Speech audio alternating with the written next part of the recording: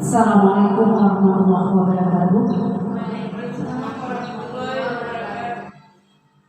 Segala puji bagi Allah, Tuhan yang telah menciptakan alam yang fana ini. Salam dan salam kepada junjungan kita Nabi besar Muhammad SAW.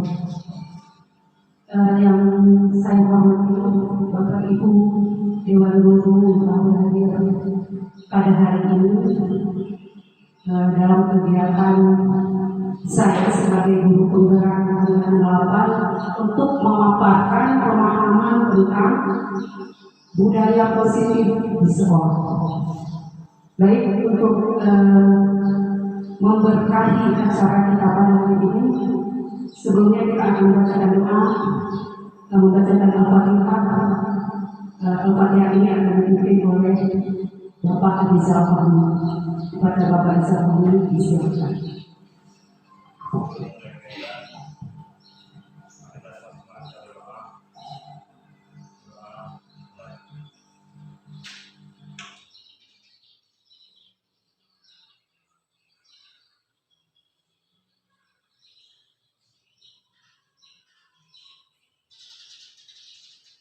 Selesai.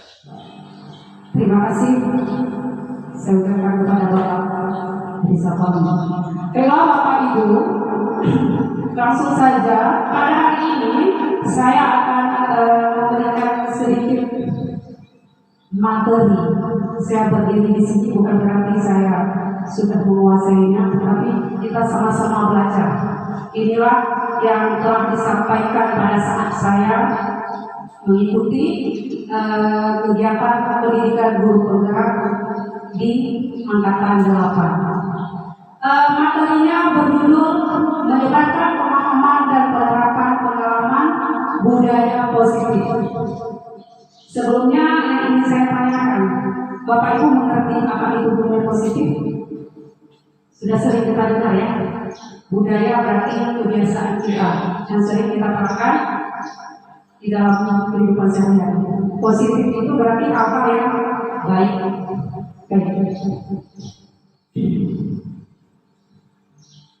Pada konsep ini budaya positif, yang pertama ada perubahan paradigma belajar.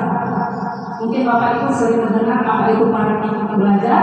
Kemudian di keduanya ada disiplin positif, kemudian nilai-nilai kebajikan, ada kebutuhan dasar manusia, motivasi perilaku manusia, ada posisi kontrol guru. Nah, ini yang sangat penting bagi kita.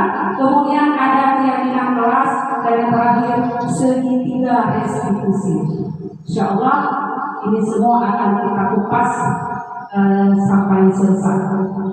Baik.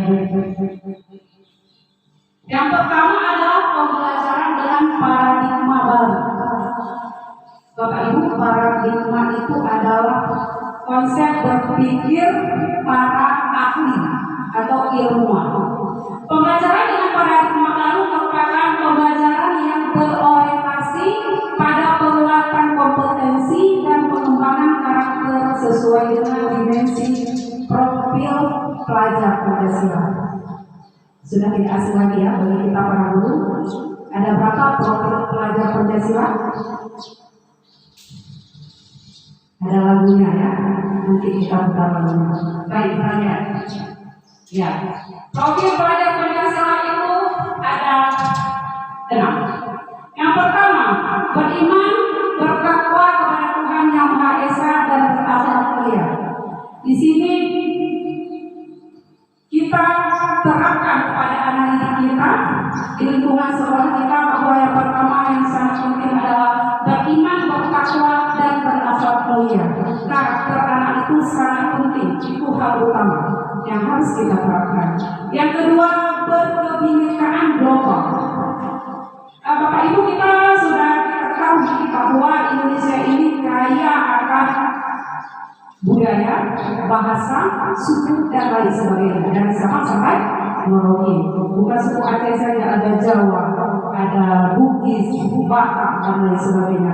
Kalau kita tidak berkebinekaan global, maka tidak akan ada rasa toleransi. Karena kita berbeda berbeda, tetapi kita satu. Itu yang dinamakan berkebinekaan global. Selanjutnya, bergotong royong. Bergotong royong ini adalah hal yang sangat penting di dalam lingkungan sekolah. Ya. Bukan berarti gotong royong bersih-bersihkan kalangan, bukan itu, tetapi bekerja sama, berkolaborasi. Seperti kita para guru, kolaborasi itu juga sangat penting. Tidak mungkin kita bisa mencapai sebuah tujuan sekolah, visi sekolah kalau kita bekerja sendiri, tetapi harus bekerja sama dengan seluruh para yang bertugas di sekolah, baik murid, guru, kepala sekolah, komite dan lain sebagainya. Kemudian kreatif, kreatif ini juga sangat penting, ya. Kita para guru juga sangat butuh kekreatifan, tidak monoton dengan satu gaya saja. Metode mengajarnya ceramah, nggak ada metode lain, ya, nggak kreatif. Bagaimana kreatif itu? Apakah bisa kita temukan sendiri? Banyak cara kita bisa mengikuti kegiatan pelatihan dan lain sebagainya. Kita bisa mencari, karena sekarang segala macam itu tidak perlu kita menunggu dari dinas, tetapi kita sendiri yang mencari di Google, di YouTube dan lain sebagainya. Makanya dikatakan pembelajaran sepanjang hayat, ya, sepanjang hayat sampai kita pensiun. 60 tahun umur guru baru pensiun, insya Allah. Selanjutnya, bernalar kritis. Anak-anak dituntut bisa bernalar kritis.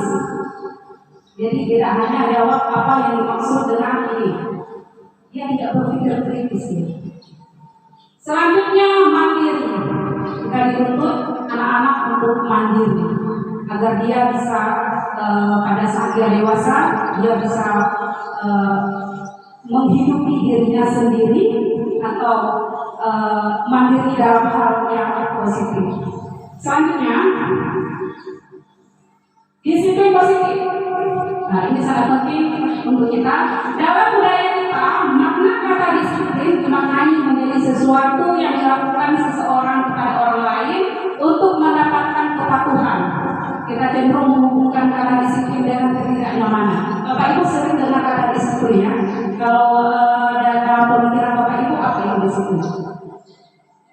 Arti disiplin menurut Bapak Ibu apa? Mungkin terdengar begini, datang tepat waktu, ya. Disiplin kalian itu datang tepat pada waktunya. Bajunya di dalam. Itu menurut kita, ya. Sebenarnya, menurut Diana Gosset, ini ahli, ya, ilmuwan, menyatakan bahwa kata disiplin berasal dari bahasa Latin disiplina, yang artinya belajar. Jadi dia mengatakan disiplin itu bukan seperti yang kita katakan tadi, bukan sebuah kepatuhan, tetapi belajar. Kata disiplin juga berasal dari akar kata yang sama dengan disciple, yaitu murid.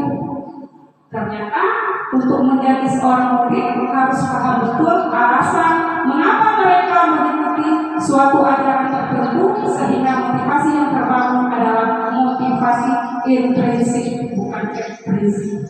Intrinsik berarti dari jiwa kita, kalau ekstrinsik dari luar jiwa kita. Selanjutnya, kita lihat ada 3 yang terlaksana. Ada hukuman, ada konsekuensi, ada restitusi. Kira-kira kita sering melakukan yang mana? Para guru pasti hukuman, ya. Ya, saya akui juga, saya juga sering hukuman. Yang pertama, ketika kita menerapkan hukuman, sistem tidak akan berjalan bila murid tidak takut. Jadi kalau hukuman itu hanya bagi murid yang takut. Yang kedua, mendorong menyalahkan diri. Anak itu menyalahkan dirinya sendiri ketika kita hukum. Misalnya kita hukum, kamu tidak datang sekolah dari kelima lapangan 10 kali. Dia merasa diri saya salah, dia merasa jiwa dia itu tertekan. Yang ketiga, anak belajar menyembunyikan kesalahan. Siapa yang tidak buat PR, ibu cubit. Jadi anak berbohong. Akan mungkin punya kawannya, bu, tidak sempat buat sakit, tidak ada pulpen, dia berbohong. Itu akibat dari kita menerapkan hukuman. Selanjutnya dibuat oleh guru. Hukuman ini cuma guru yang buat, kita yang buat, ya. pakai baju olahraga bersih WC. Saya juga pernah begitu, ya, untuk anak-anak. Itu hukuman. Tidak bagus saya katakan dalam kegiatan pembelajaran. Kemudian mencoba mengontrol anak dengan perbuatan negatif. Kita kontrol dia dengan hal negatif sehingga karakter dia yang terbangun itu tidak baik. Yang kedua, ada konsekuensi. Memerlukan monitoring dan supervisi terus menerus dari guru. Yang kedua, mendorong kepatuhan. Kita ajak anak itu patuh dengan konsekuensi yang kita buat. Kemudian anak belajar taat peraturan dengan konsekuensi. Kita sudah sampaikan dia, kita konsekuensinya kalau telat bagaimana. Jadi anak belajar taat peraturan. Kemudian dibuat oleh guru dan murid. Jadi kesepakatan kita dengan murid, bukan kita yang buat. Kalau hukuman kita yang buat para guru, tetapi kalau konsekuensi guru dengan murid. Kemudian mencoba mengontrol anak dengan penguatan positif. Jadi anak-anak tahu dia konsekuensi ini kalau saya langgar ini saya salah karena saya sudah buat konsekuensi dengan guru. Selanjutnya restitusi. Lagi murid belajar bertanggung jawab untuk perilakunya, mendorong disiplin positif. Anak belajar memecahkan masalah dibuat oleh murid. Anak paham bahwa dirinya sendiri yang pegang kendali kontrol. Ini yang lebih bagus lagi. Nanti akan kita pelajari bagaimana restitusi ini. Selanjutnya tindakan guru. Ini ada 7 tindakan guru. Bapak Ibu nanti silakan jawab apakah hukuman atau konsekuensi ya. Saya kan udah saya sampaikan yang mana hukuman yang mana konsekuensi. Nomor 1, mencatat 100 kali saya tidak akan datang terlambat lagi karena terlambat ke sekolah. Kira-kira itu hukuman atau konsekuensi? Hukuman. Kita lihat jawabannya ya sama-sama. Yang kedua, lari mengelilingi lapangan basket 2 kali karena terlambat hadir ke sekolah. Hukuman. Yang ketiga, membersihkan coretan yang dibuatnya di meja tulis. Konsekuensi. Misalnya, murid diminta untuk push-up 15 kali karena tidak menggunakan masker ke sekolah. Hukuman. Kemudian menggantikan kertas tugas teman yang telah dicoret-coret. Konsekuensi. Berjemur di lapangan basket pukul 12 siang karena mengobrol saat belajar. Nanti kita lihat jawabannya. Kemudian terakhir, murid diminta bertelanjang kaki sepanjang hari karena tidak menggunakan sepatu berwarna hitam sesuai peraturan sekolah. Konsekuensi, kita lihat jawabannya. Ya, ternyata mencatat 100 kali tidak akan terlambat lagi ini adalah konsekuensi. Ini kayaknya salah di hukuman. Lari mengelilingi juga hukuman. Membersihkan coretan itu baru konsekuensi. Murid diminta push up hukuman. Kalau untuk pelajaran olahraga, misalnya dia terlambat datang pelajaran olahraga, itu boleh guru olahraga suruh keliling, itu namanya konsekuensi. Kenapa? Sesuai ya. Ini kalau pelajaran matematika, IPA itu hukuman. Jadi harus kita sesuaikan dengan mata pelajaran. Selanjutnya, motivasi perilaku manusia. Kita lihat perilaku manusia. Diana Boston menyatakan ada 3 motivasi perilaku manusia. Yang pertama, untuk menghindari ketidaknyamanan atau hukuman. Kita hindari ketidaknyamanan atau hukuman. Gak enak rasanya. Kemudian untuk mendapatkan imbalan atau penghargaan dari orang lain, dan untuk menjadi orang yang mereka inginkan dan menghargai diri sendiri dengan nilai-nilai yang mereka percaya. Kita lihat selanjutnya, dihukum oleh penghargaan. Saat kita berulang kali menjanjikan hadiah kepada anak agar berperilaku bertanggung jawab, atau kepada seorang murid agar mempelajari sesuatu yang baru, atau kepada seorang karyawan agar melakukan pekerjaan yang berkualitas, kita sedang berasumsi mereka tidak dapat melakukannya atau mereka tidak akan memilih melakukannya. Ini misalnya ada kegiatan apa di sekolah, anak-anak, ayo siapa yang rajin nanti ibu kasih permen. Itu tidak bagus diterapkan di sekolah karena mereka mengharapkan imbalan tadi atau penghargaan. Sama dengan ranking juga sekarang kenapa ditiadakan? Karena itu eh, membuat yang tidak dapat ranking itu merasa di bawah, perasaan dia merasa tidak nyaman. Selanjutnya, Alvin Court ini ahli ya, ilmuwan, mengumpulkan baik penghargaan maupun hukuman adalah cara mengontrol perilaku seseorang yang menghancurkan potensi untuk pembelajaran yang sesungguhnya. Ternyata hukuman dan penghargaan itu yang menghancurkan potensi untuk pembelajaran sesungguhnya. Misalnya ada anak ranking 1, 2, 3 kan dia terus yang kita atur-aturkan ya. Yang lain itu ngapain belajar dan berarti kan jadi aja. Nah, jadi anak-anak yang lain tidak ada motivasi lagi. Selanjutnya, penghargaan efektif jika kita menginginkan seseorang melakukan sesuatu yang kita inginkan dalam jangka waktu pendek. Jadi anak itu dalam jangka waktu pendek aja mereka melakukan itu karena mengharapkan penghargaan. Jika kita menggunakan penghargaan lagi dan lagi, maka orang tersebut akan bergantung pada penghargaan yang diberikan. Jadi besok-besok kalau kita suruh lagi, ibu kasih apa hari ini? Ya, udah hadiah apa? Sama dengan misalnya pimpinan sekolah memberikan reward kepada guru saya yang disiplin. Nah, aku mau datang sekolah cepat, biasanya datang sekolah cepat supaya dapat hadiah kayak gitu. Jadi kita mengharapkan penghargaan, bukan dari diri jiwa kita untuk disiplin. Kemudian penghargaan menghukum mereka yang tidak mendapatkan penghargaan. Kasihan guru yang lain, mungkin ada yang tidak cepat datang, karena mungkin dia punya bayi atau punya kegiatan apa terlambat, yang merasa menghukum, menghukum mereka tidak mendapatkan penghargaan. Sama dengan sistem ranking, mereka yang mendapatkan ranking kedua akan merasa terhukum. Kenapa saya tidak dapat ranking 1? Kenapa saya ranking 2? Ya, jadi merasa terbebani anak yang mendapatkan ranking 2. Memberikan penghargaan dan hukuman adalah hal yang sama karena keduanya mencoba mengendalikan perilaku seseorang. Jadi kedua-dua ini sebenarnya tidak terlalu bagus untuk kita terapkan. Selanjutnya, 5 kebutuhan dasar manusia. Kita tahu ya, kita semua manusia makhluk hidup punya kebutuhan dasar. Yang pertama, bertahan hidup. Kita masih punya nyawa, kita punya kebutuhan untuk bertahan hidup. Agar kita bertahan hidup, kita harus punya papan, pangan, ya, ada makanan, ada rumah, kemudian pakaian, keamanan dan kesehatan. Itu yang paling utama. Kalau di IPS, Bu Intan, kalau di IPS kebutuhan apa kita primar ya, yang utama ya. Yang kedua, kita membutuhkan kasih sayang dan rasa diterima. Kita butuh nggak kasih sayang? Kalau kita di rumah dari suami ya, dari anak, dari orang tua, begitu juga dengan anak kita.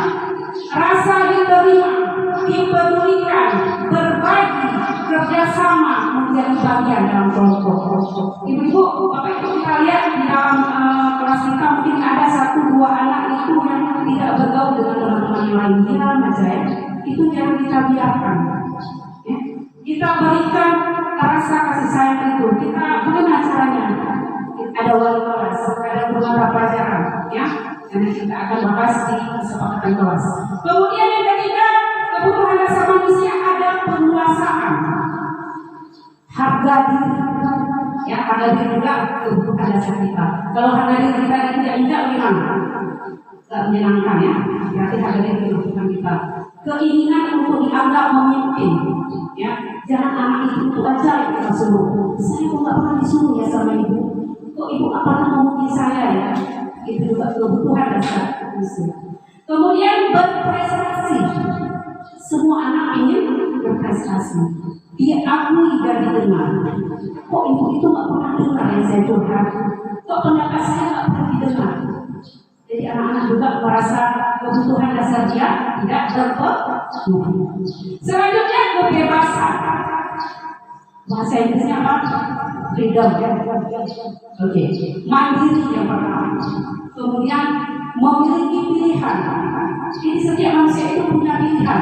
Pilihan untuk hidup, pilihan memilih pasangan, ya, pilihan memilih pekerjaan. Begitu juga dengan anak. Mereka punya pilihan untuk belajar. Belajar yang bagaimana?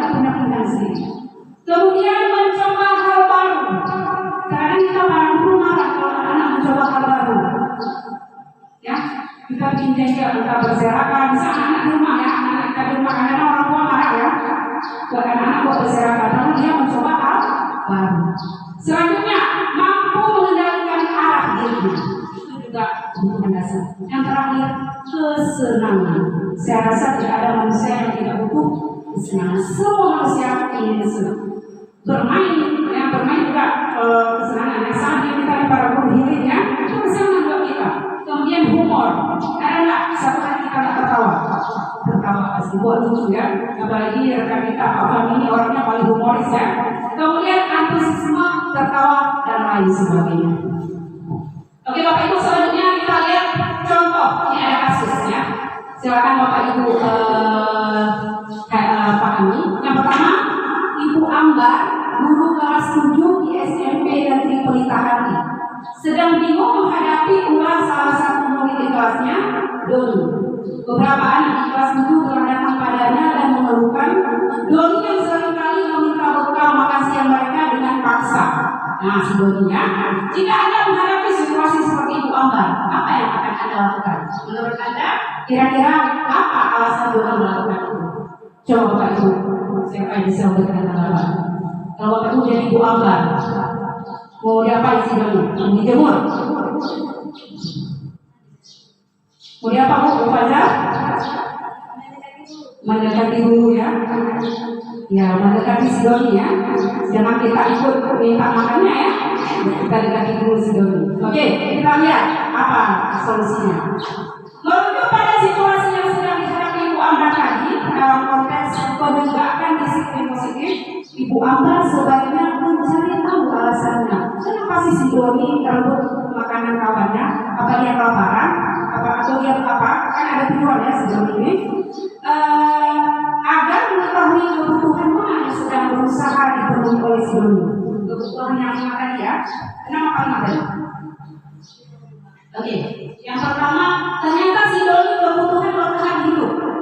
Dalam kasus Doni di atas, apabila jawaban Doni ketika ditanya oleh Ibu Ambar adalah karena ia lapar dan orang tuanya tidak membawakan bekal makan siang, maka kebutuhan dasar yang sedang berusaha dipenuhi si Doni adalah kebutuhan bertahan hidup. Ternyata si Doni karena lapar, ambillah dia punya kawannya. Ya, dia berebut bukan kita paksa. Survival ya, kebutuhan untuk bertahan hidup. Yang kedua, ternyata si Doni butuh kebutuhan pengakuan atas kemampuan. Apa? Dia merasa hebat karena temannya dari takut dengan dia dan menuruti keinginannya. Maka sebetulnya Doni sedang berusaha memenuhi kebutuhan dasar akan kekuasaannya. Jadi si Doni merasa saya hebat, saya bisa bikin takut kawan saya. Dia kasih saya nasi itu ya. Selanjutnya, kebebasan atau kebutuhan alam pilihan. Dia merasa bosan dengan bekal makanan yang dibawa oleh ibunya. Mungkin ibunya cuma masak sambal ya, nggak ada perlu lagi. Dia lihat punya kawannya ini enak, maka dia rebut ya.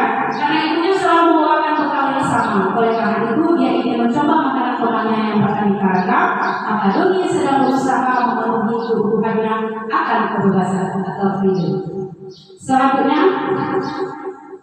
kesenangan. Ternyata si Doni juga kekurangan kebutuhan merasa senang. Dalam kasus di atas, Doni menjawab ia melakukannya karena iseng. Ia menikmati ekspresi wajah teman-temannya yang kesal karena mengambil makanannya dan menurut dia ekspresi teman-teman itu lucu. Dia senang, ya, Doni ini senang dan temannya kesel. Temannya tadi dia kesel, ya. Itu kebutuhan yang diperlukan si Doni. Selanjutnya, kita lihat contoh kasus yang kedua. Dinda, seorang siswa kelas 4 SD. Begitu tiba di rumah, sepulang dari sekolah menangis dan mengadu pada ibunya bahwa dia benci pada ibu lagi, gurunya. Menurut Anda, kebutuhan apa yang berusaha dipenuhi oleh Dinda? Jika jawabannya seperti ini, bila Anda berada pada posisi ibu Rani dan mendengar informasi dari ibunya Dinda tentang perasaan Dinda hari itu, apa yang akan Anda lakukan pada Dinda besok? Dinda masuk sekolah agar kebutuhan Dinda terpenuhi. Apa kita panggil dia besok? Dinda, kamu jangan apa sama aku? Nggak takut ya kan? Ternyata jawaban Dinda, Bu guru bilang aku tidak boleh bernyanyi saat mengerjakan tugas, katanya kelas harus tenang. istrinya, namanya Anisri ya. Nah, jadi nangis dia kasih tahu mamanya. Guru bilang nggak boleh bernyanyi saat mengerjakan tugas. Kemudian bu guru tidak menyapaku hari ini karena aku memakai topi warna merah. Namanya anak ya, mungkin disapa anak lain dia nggak disapa. Karena anak ingin ini ya dipanggil ya. Namanya anak. Kemudian aku bosan, masa belajarnya begitu aja, dengerin ibu guru aja. Mungkin gurunya monoton mengajarnya, tidak kreatif ya, jadi anak bosan. Selanjutnya aku sebel gambarku tidak rapi. Ibu guru menunjukin ke teman-teman di depan kelas. Kita lihat gambar si Rani, siapa tadi? Si Dinda. Lihat ini, masa gambarnya ini. Jadi si Dinda ini merasa marah. Kebutuhan apa yang dibutuhkan? Yang pertama, kesenangan. Jadi nyanyi dia tadi itu kebutuhan dia, kesenangan dia. Nyanyi ketika mengerjakan tugas. Kemudian kasih sayang. Guru tidak bilang tadi Dinda kamu pakai topi baru ya. Ini diperhatikan. Kemudian kebebasan. Si Dinda ini belajarnya lebih masa dengar dari gurunya aja. Kemudian penguasaan. Gambarku tidak rapi, bahkan guru menunjukin ke teman-teman di kelas. Oke Bapak Ibu, kita lanjut. 5 posisi kontrol guru. Ini yang sangat penting bagi kita Bapak Ibu. Ya, karena kita pernah menjadi penghukum. Jadi posisi kontrol guru itu ada 5. Yang pertama penghukum. Mari kita lihat gambarnya. Ada seorang guru atau bapak-bapak sedang memarahi anaknya. Apakah efek kepada jiwa anak? Yang kedua, pembuat merasa bersalah. Memang gara-gara kamu ya makanya begini. Pembuat merasa bersalah si anak. Yang ketiga, teman. Ada juga menjadi teman bagi murid. Yang keempat, pemantau. Jadi pemantau aja ya. Dan yang terakhir adalah manajer. Ini yang terbaik Bapak Ibu. Manajer. Kita harus menjadi guru posisi kontrolnya sebagai manajer. Contoh penerapan 5 kontrol guru. Kasusnya siswa tidak memakai atribut lengkap saat upacara bendera. Misalnya kita sedang upacara ada anak nggak pakai peci atau pakai sepatu nggak kaos kaki. Datanglah kita sebagai guru, hormat pada bendera selama 1 jam. Karena dia tidak pakai atribut. Maka kita menggunakan posisi kontrol sebagai penghukum. Yang kedua, berapa kali ibu bapak harus beritahu kamu? Selalu saja mengecewakan bapak ibu. Kita kasih tahu kepada ibu. Mereka kita sebagai pembuat merasa bersalah anak, ya. Di posisi kita sebagai pembuat merasa bersalah anak. Yang ketiga, ayo dong ikuti aturan sekolah. Tolong bantu ibu bapak ya sekali ini aja. Karena nanti ibu takut dimarahi oleh misalnya esek, gitu ya. Kita sampaikan ke anak-anak. Kita sebagai teman, kita teman itu ya. Kemudian terakhir, yang keempat pemantau. Kamu sudah melanggar peraturan sekolah, kamu tahu konsekuensinya. Setelah upacara kamu balik atributnya ke koperasi dan jangan diulangi lagi. Itu sebagai pemantau ya. Kita lihat yang terakhir, manajer. Apakah kamu tahu kesalahanmu? Kira-kira bagaimana kamu memperbaiki kesalahanmu? Jadi kita ingat itu. Tapi sebelumnya kita sudah buat kesepakatan kelas, ya, di sebagai manajer. Bapak Ibu selanjutnya, nah, silakan Bapak Ibu menjawab. Posisi kontrol apakah aku? Saya kecewa sekali dengan kamu. Kira-kira apa posisinya? Apakah sebagai penghukum, teman, pemantau, membuat merasa bersalah? Ya, kita lihat jawabannya. Pembuat merasa bersalah. Selanjutnya, kamu tidak pernah melakukannya. Kenapa? Penghukum kita lihat. Ya, penghukum. Selanjutnya, apa rencanamu untuk menyelesaikan masalah ini? Manajer, kita lihat. Ya, manajer ini yang terbaik ya. Kemudian, ayolah, lakukan Bapak Ibu. Teman, kita lihat. Oke. Yang terakhir, kamu tidak pernah mendapat nilai jika tidak mengerjakan tugas. Apa? Pemantau. Ya. Nah, ini di bawah kita di keyakinan kelas. Apa itu keyakinan kelas? Ibu, saya sudah menerapkan keyakinan kelas di 2 kelas 11, 7, dan 8. Keyakinan kelas ini baru juga saya terapkan selama saya melakukan pendidikan guru tunggal ini. Bapak Ibu, dulu kita sering membuat peraturan kelas ya kan? Dilarang buang sampah, dilarang ini, dilarang itu ya, kita buat ya peraturan kelas. Ternyata Bapak Ibu itu tidak baik. Kita membuat peraturan kelas. Mengapa keyakinan kelas? Mengapa peraturan kelas? Jadi jawabannya pembentukan keyakinan kelas. Kita lihat yang pertama.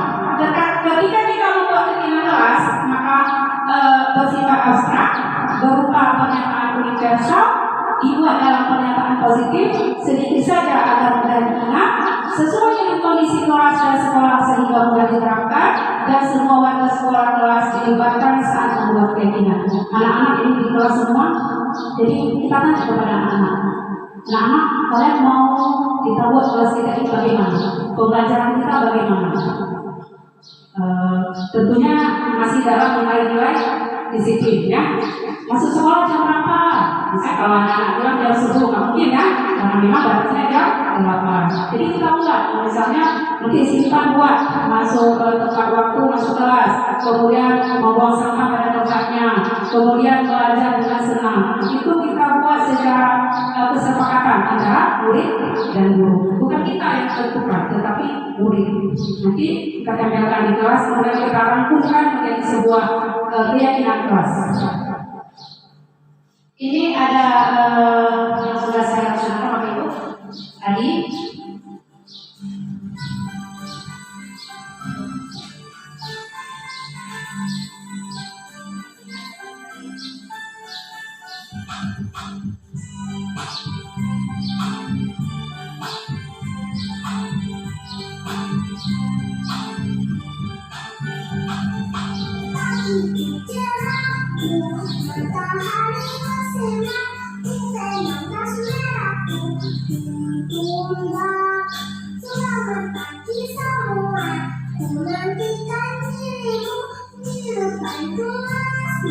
Menantikan lagi guruku tersayang, guruku tercinta, tanpamu apa jadinya aku? Tapi saja tulis mengerti banyak hal guruku. Baik, itu keyakinan kelas yang sudah saya laksanakan di kelas 8. Silakan Bapak Ibu nanti menerapkan ya keyakinan kelas apa yang ini Ibu dan murid sepakati bersama. Bukan guru tetapi murid ya. Selanjutnya restitusi. Pernah dengar restitusi? Pernah? Nggak pernah. Saya juga dengarnya di guru penggerak ini. Restitusi adalah proses menciptakan kondisi bagi murid untuk memperbaiki kesalahan mereka sehingga mereka bisa kembali pada kelompok mereka dengan karakter yang lebih kuat. Ini kata ahli ilmuwan Wilson pada tahun 2004. Itu restitusi ya, istilah ilmuwan. Ciri-cirinya, restitusi bukan untuk menebus kesalahan, namun untuk belajar dari kesalahan. Anak buat kesalahan, jangan kita hukum. Tebus kesalahan kamu, bukan, tetapi memperbaiki. Kita juga para guru juga mempunyai kesalahan. Namun kita memperbaiki atau belajar dari kesalahan. Kemudian yang kedua, restitusi memperbaiki hubungan. Ada kasus 2 orang dengan restitusi ini maka hubungannya akan baik. Yang ketiga, restitusi tawaran bukan paksaan, sehingga anak merasa nyaman, bukan paksaan tetapi menawarkan. Menuntut untuk melihat ke dalam diri intrinsik tadi ya, jiwa intrinsik tadi, jiwa dalam. Kemudian fokus pada karakter bukan tindakan. Kita di sini adalah bukan mengubah karakter tetapi memperdalam karakter daripada siswa itu bagaimana. menguatkan, fokus pada solusi. Ya, bukan hukuman, tapi solusi. Ini kira-kira kalau kamu sudah buat kesalahan begini, apa solusinya? Itu restitusi. Ini Bapak Ibu, saya mohon ya, ini juga baik ketika kita terapkan di sekolah kita. Walaupun sekolah kita ini sekolah mungkin berpengalaman, tapi restitusi ini sangat bagus. Kita lihat, hilang dinamakan segitiga restitusi. Ibu Irma ini segitiga apa? Irma sama kaki, apa bagaimana? Sama kaki ya, karena kakinya sama ya. Suatu dialog yang dijalankan oleh guru agar dapat menghasilkan murid yang mandiri dan bertanggung jawab.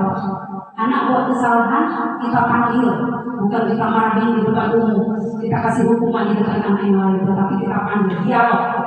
Yang pertama, apa kegiatan yang harus kita lakukan? Validasi tindakan yang salah. Ya.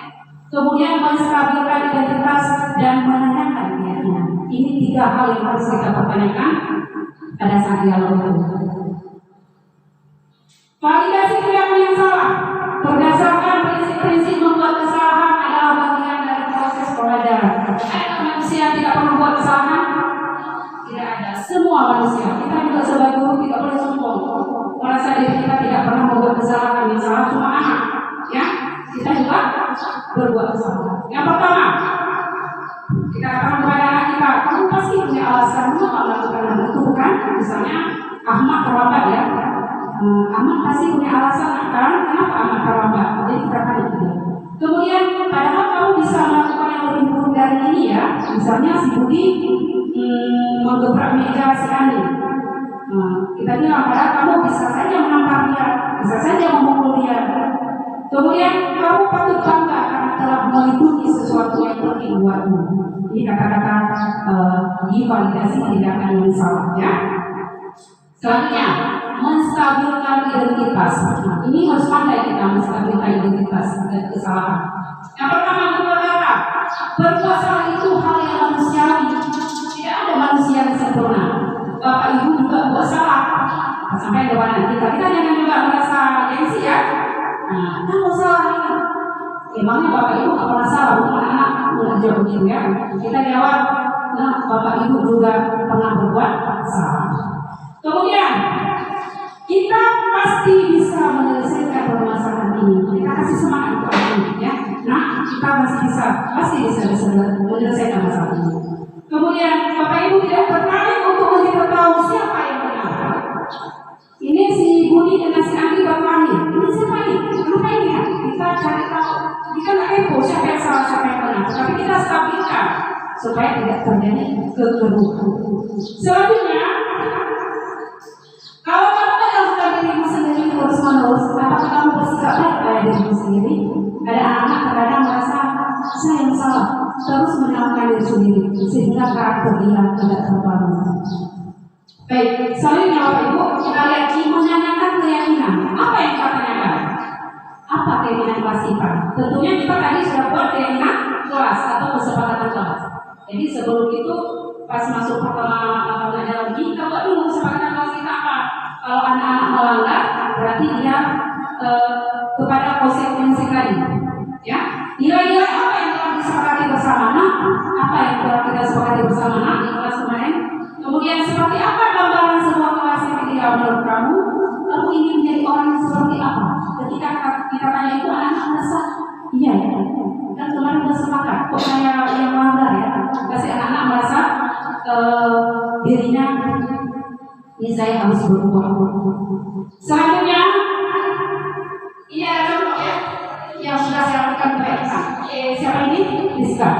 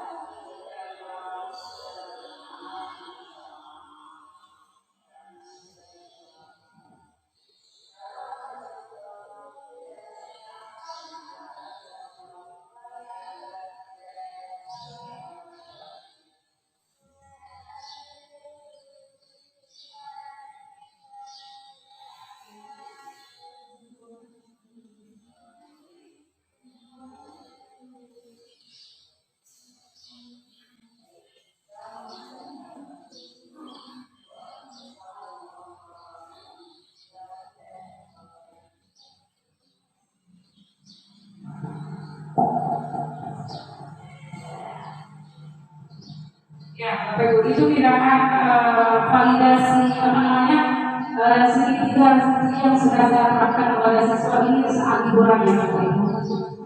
Kemudian ini komentar siswa.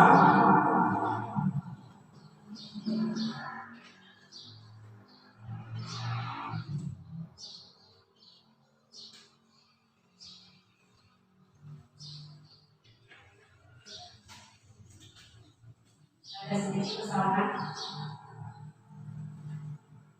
Tolong dikomentar di open ya, di dalam cerita.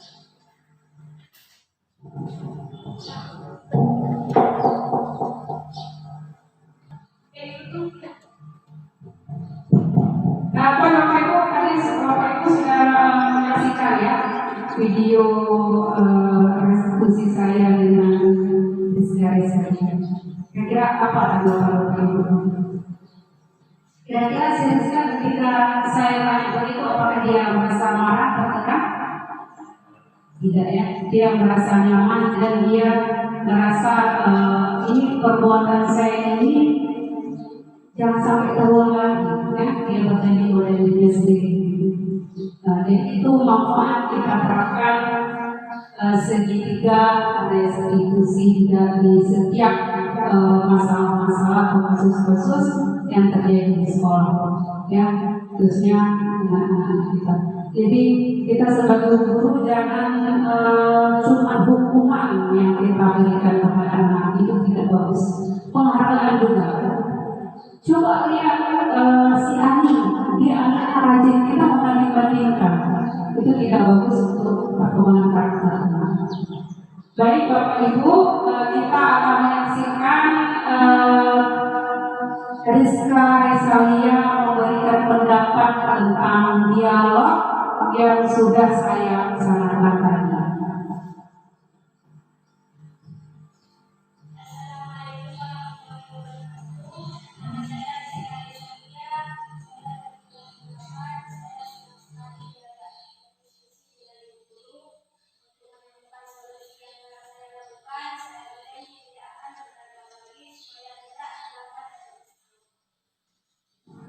Jadi sekarang saya masalahnya adalah terlambat datang ke sekolah. Selalu terlambat datang ke sekolah sehingga materi atau pembelajarannya tertinggal, ya. Nah, karena kita sudah sepakati tadi, kita sudah buat keyakinan keras, maka kita ingatkan kepada si anak ini. Nah, kita sudah buat keyakinan keras kan? Apakah datang jam berapa? Iya Bu, dia merasa dirinya memang sudah tidak mengikuti lagi keyakinan keras. Jadi dengan kita buat keyakinan keras itu, kita panggil, kita terapkan segitiga restitusi, maka insya Allah si anak ini juga akan berubah dan akan melaksanakan janji-janjinya. Kita lihat video selanjutnya.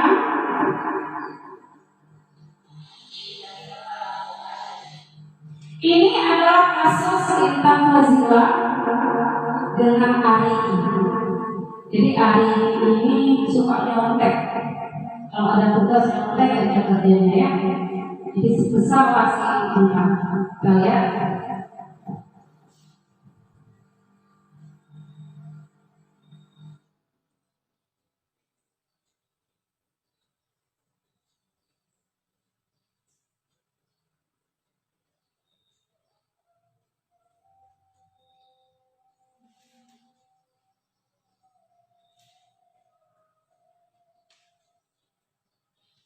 Ibu sedang azan, kita bisa sebentar ya.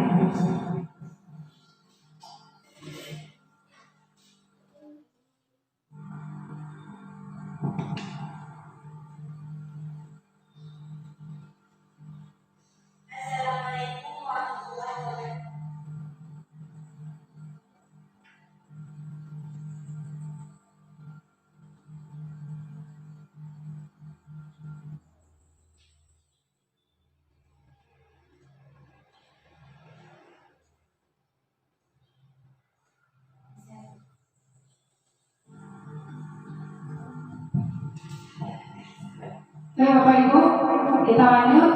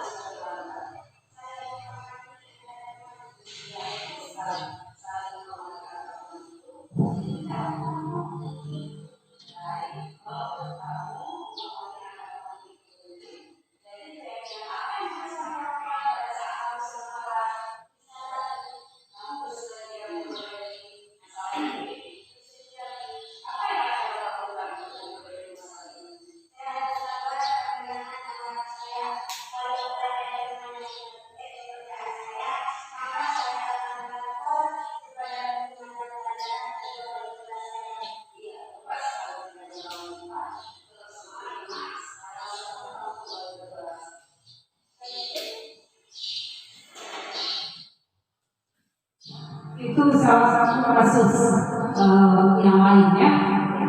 Ini mencontek. Jadi Bapak Ibu, bisa ya kita terapkan di sekolah kita ya. Jangan kita menjadi pembuku. Terapkan sedikit dari diskusi. Kalau Bapak Ibu masih bingung, kita lihat Bapak Ibu.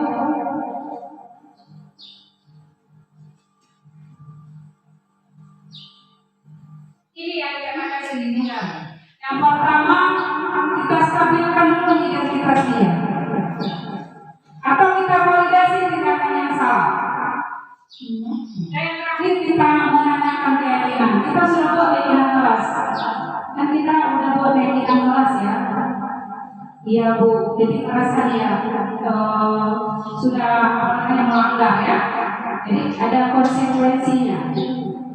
Jadi Bapak Ibu, segitiga diskusi ini menurut saya sangat penting kita terapkan di sekolah karena dialog itu membuat hubungan antar guru dan murid atau kasus murid dengan murid itu menjadi sebuah solusi, ada solusinya, tidak terbelit-belit.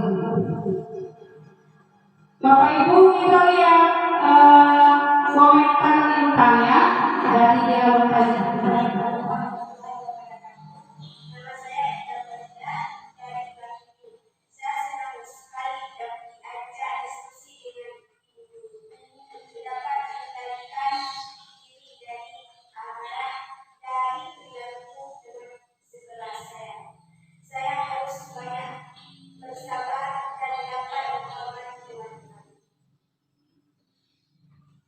Kira-kira Bapak Ibu apakah kita ini marah ketika saya ada dialog?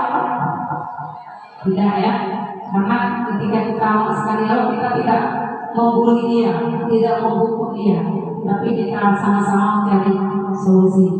Oke, Bapak Ibu ada yang ingin bertanya?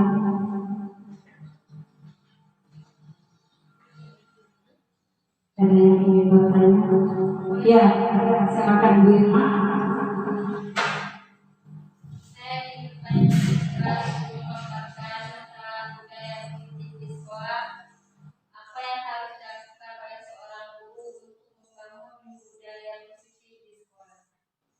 Ya, bagus sekali pertanyaan dari Irma. Apa yang harus kita lakukan? Bapak Ibu, yang pertama yang harus kita lakukan kolaborasi dulu kita. Para guru, kepala sekolah, kita buat kesepakatan dulu. Tujuan sekolah kita itu apa? Visi kita itu apa? Ya, kita kolaborasi kita. Istilahnya kita buat sebuah tujuan. Lalu keyakinan keras itu yang utama supaya anak-anak itu tidak melanggar atau dia tahu apa yang harus dia lakukan. Jadi kita buat keyakinan keras yang tadi saya sampaikan. Jadi keyakinan keras itu kalau untuk SD itu dibuat bersama-sama wali kelas, sedangkan kalau kita SMP oleh kalau itu guru kelas ya, kalau saya kalau kita wali kelas sebenarnya atau guru mata pelajaran tidak masalah. Jadi ketika pelajaran ini apa kesepakatan kita? Kelas 7 mungkin dengan kelas 8 beda kesepakatan. Jadi kita buat dulu keyakinan keras. Keyakinan keras itu adalah persetujuan bersama, kesepakatan bersama, bukan guru. Kalau guru yang buat itu namanya peraturan, bukan kesepakatan. Kesepakatan itu murid. Jadi murid kita kasih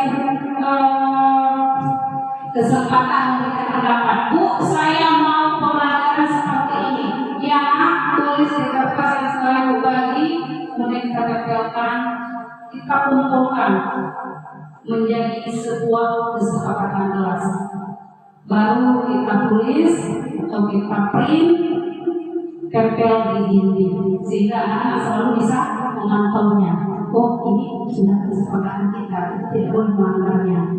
Misalnya kesepakatan kelasnya menjaga jadwal piket masing-masing.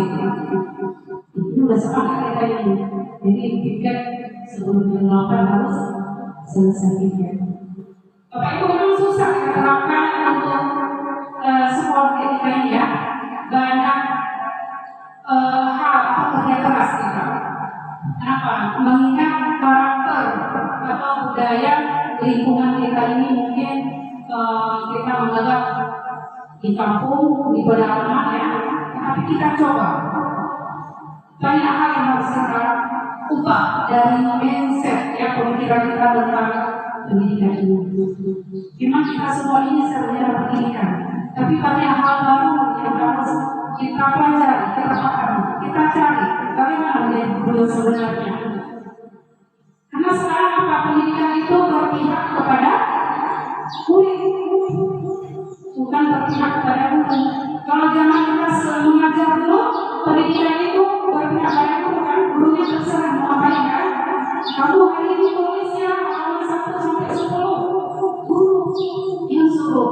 Tapi sekarang tidak. Kita kasih materi, kita kasih bahan ajar, kita tampilkan misalnya PPT. Materinya misalnya tentang saya guru agama, tentang marah. Ya, anak cari. Ya, makanya kalau saya masuk, saya boleh saya kasih anak bawa HP. Anak kelas 9 dulu saya suruh bawa HP pelajaran saya. Kenapa? Saya sudah cari materi. Cuma berhubung sekolah kita ada buku itu ada, kasih anak-anak ya. Kalau ada buku apa di rumah, itu saya kasih akan cari. Karena materi itu tidak akan berubah ya, yang ada penambahan. Bapak Ibu, ada lagi yang ingin bertanya? Ada lagi yang bertanya? Apanya? Sudah bisa membedakan yang mana hukumannya, yang mana konsekuensi, restitusi ya?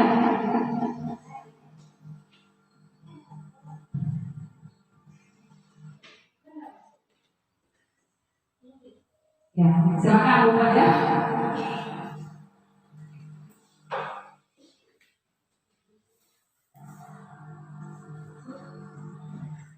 Saya mau bertanya, apa pentingnya menciptakan budaya positif di lingkungan sekolah? Ya, pertanyaan dari Bu Fajar sangat bagus ya. Apa pentingnya menciptakan budaya positif? Seperti yang sudah kita bahas tadi, budaya positif ini sangat baik, banyak hal-hal yang baik yang kita dapatkan dari budaya positif. Budaya positif itu ada hal-hal yang baik ya. Ada berapa tadi?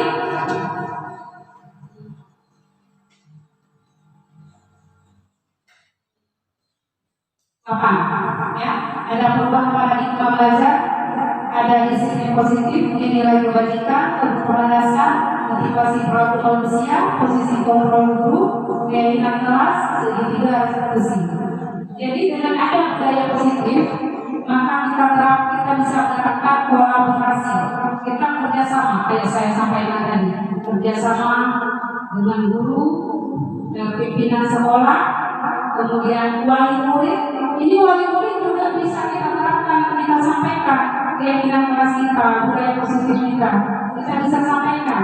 Bagaimana karakter si anak di rumah? Kenapa bisa begini? Bagaimana karakter setiap kenapa dia beda kalau di sekolah begini, kalau di rumah begini? Jadi kita harus bekerja sama juga dengan orang tua daripada si anak ini. Bisa pahami Bapak Ibu? Jadi penting ya Bapak Ibu. Yang pertama kita akan membangun kolaborasi dengan ada budaya positif ini. Kita kompak, membuat acara apa saja, kegiatan apa saja, kita kompak. Itu yang penting. Ya.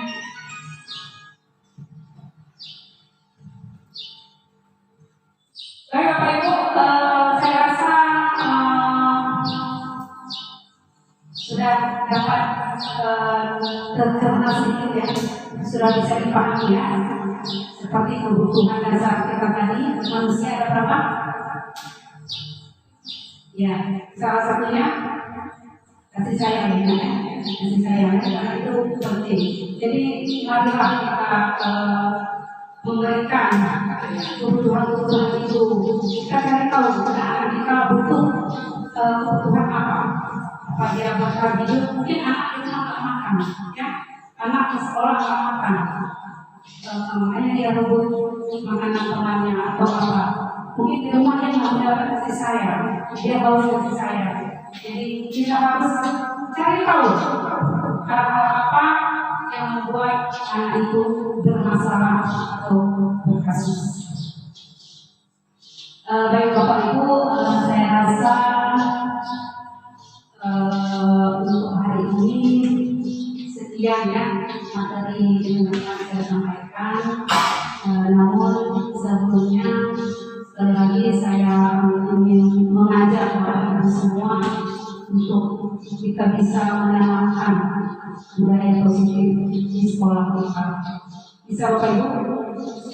Bisa ya.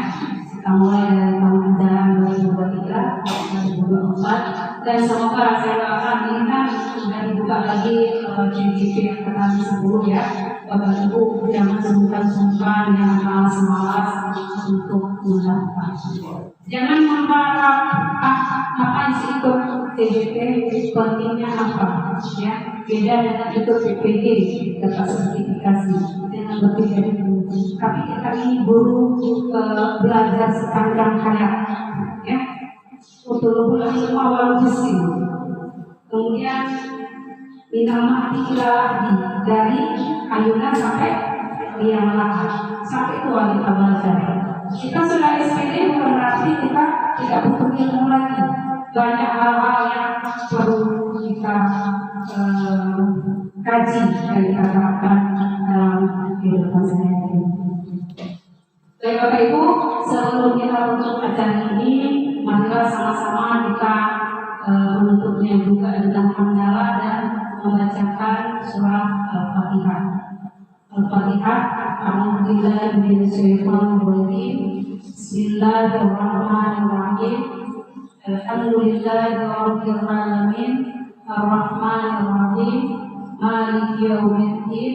Iyyaka na'budu wa iyyaka nasta'in. Ihdinas siratal mustaqim. Siratal ladzina an'amta 'alaihim ghairil maghdubi 'alaihim waladdallin. Amin ya rabbal alamin. Terima kasih saya sampaikan kepada Bapak Ibu dan Guru yang telah hadir dan mendengar segala pemaparan dari saya. Semoga bermanfaat buat diri saya pribadi dan buat kita semua. Terus semangat, jangan menyerah. Kita masih muda, masih panjang perjalanan kita menuju ke masa-masa berikutnya. Ini pendidikan zaman modern ya. Jadi kita sesuaikan. Belajar dari dulu ceramah aja. Jadi sekarang pakailah akses internet yang telah disediakan oleh pemerintah ya. Apalagi di kurikulum Merdeka di PNM ya, banyak di situ bisa kita lihat aksi nyata teman-teman rekan kita semuanya. Terkalah lebih dari kurang saya mohon maaf. Sesungguhnya yang sempurna itu datangnya dari Allah Subhanahu Wa Taala dan kekurangan itu datang daripada saya. Assalamualaikum warahmatullahi wabarakatuh.